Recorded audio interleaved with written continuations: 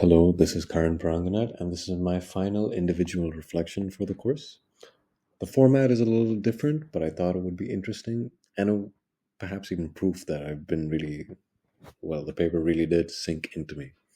Anyway, here we go. Okay, so the previous paper, for a quick recap, was about ableism and trying to create a more accessible form of design and a more accessible form of design thinking. The main crux of the paper was about the tension between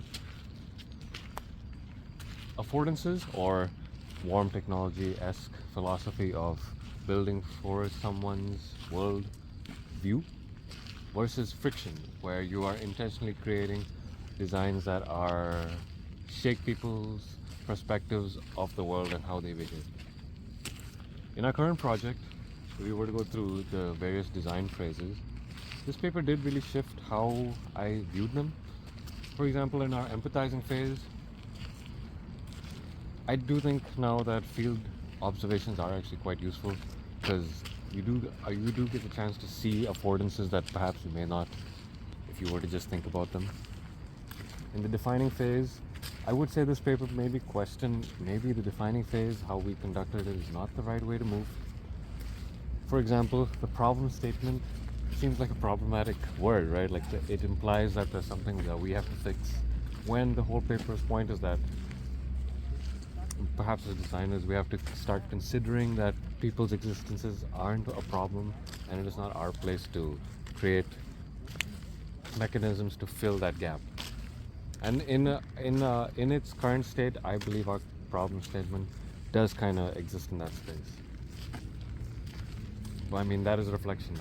Right? We then moved on. However, in that section, we did talk about positionality and reflectivity, which was good, right? We were practicing the exercise mentioned in the paper of considering our worldview and how we are blinded by our own blind spots. And by reflecting on them, we're perhaps able to work around them as well, or continuously working on them. In our ideation phase, we could say that there is a bias already implicit in it, in that we use the superhero method, and most superheroes are able-bodied people. And since there aren't a lot of superheroes that may have issues that resemble people with dementia, yeah, we may not actually be coming about it the right way. But in our prototyping section, I believe that's where we really did find this paper useful. It is also within the structure of the course when we actually encountered the paper. So in our fairness, it makes sense why prototyping was more influenced by the paper. In our prototyping section, we did really consider if our product was condescending in any sort of way, or it maybe could come off as humiliating to use. We tried to make it a piece of object that didn't draw attention that it is some sort of medical device. It is more of an ambient technology. It incorporates cloth, fabric. It looks like something that could just sit on a table. It doesn't draw attention to the shortcomings of its users.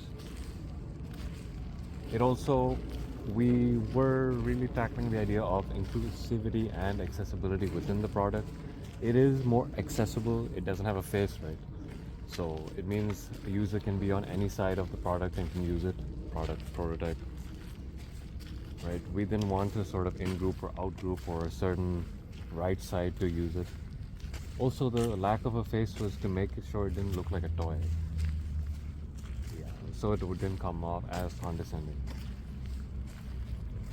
Additionally, the decision to make the Flocky initially was not an octopus. It looked more like a real flower. But taking into the lived experiences of people with dementia, which wasn't something we considered before reading the support, we didn't consider that perhaps people's inbuilt schemas might kick in when they see a flower, and the affordances that they had before may kick in again. And when they see a flower, they would just, you know, pretend like it is a flower, right? When Flocky is more than that, it's an instrument, and it isn't meant to be engaged like a flower. It's just the metaphor or the form of one.